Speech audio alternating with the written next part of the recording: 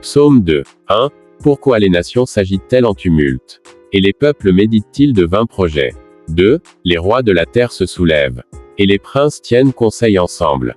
Contre Yahvé et contre son oint. 3. Brisons leurs liens, disent-ils. Et jetons loin de nous leurs chaînes. 4. Celui qui est assis dans les cieux sourit. Le Seigneur se moque d'eux. 5. Alors il leur parlera dans sa colère. Et dans sa fureur il les épouvantera. 6. Et moi, j'ai établi mon roi sur Sion, ma montagne sainte. 7. Je publierai le décret. Yahvé m'a dit, tu es mon fils. Je t'ai engendré aujourd'hui. 8. Demande, et je te donnerai les nations pour héritage. Pour domaine les extrémités de la terre. 9. Tu les briseras avec un sceptre de fer. Tu les mettras en pièces comme le vase du potier. 10. Et maintenant, roi, devenez sage. Recevez l'avertissement, juge de la terre. 11. Servez Yahvé avec crainte. Tressaillez de joie avec tremblement. 12. Baisez le Fils, de peur qu'il ne s'irrite. Et que vous ne périssiez dans votre voie. Car bientôt s'allumerait sa colère. Heureux tous ceux qui mettent en lui leur confiance. Le psaume 2 est un poème royal qui célèbre la souveraineté de Dieu sur le règne terrestre et la royauté du Messie.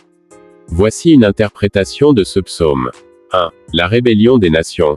Le psaume commence par décrire les nations et les peuples se rebellant contre Dieu et son Messie, cherchant à renverser son autorité et son règne.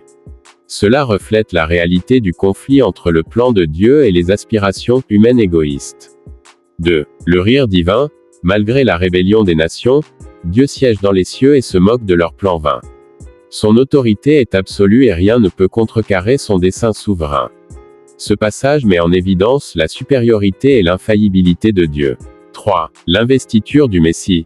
Le psaume proclame ensuite l'investiture du Messie par Dieu en tant que roi sur Sion, la montagne sainte de Dieu. Le Messie est présenté comme le Fils de Dieu, héritier de toutes choses, et appelé à gouverner les nations avec justice et droiture.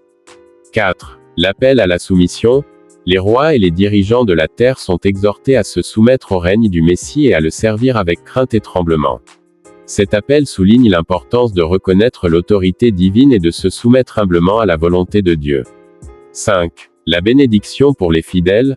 En contrastant avec la rébellion des nations, le psaume souligne la bénédiction et la sécurité pour ceux qui se réfugient en Dieu et en son Messie. Ceux qui font confiance et honorent le Seigneur seront protégés et récompensés. En résumé, le psaume 2 présente un tableau de la souveraineté de Dieu sur les rois et les nations, mettant en lumière l'élévation et l'investiture du Messie en tant que roi des rois. Il invite les dirigeants et les peuples de la terre à reconnaître et à se soumettre à l'autorité divine, tout en promettant bénédiction et protection pour ceux qui marchent dans la voie de la fidélité et de la soumission à Dieu.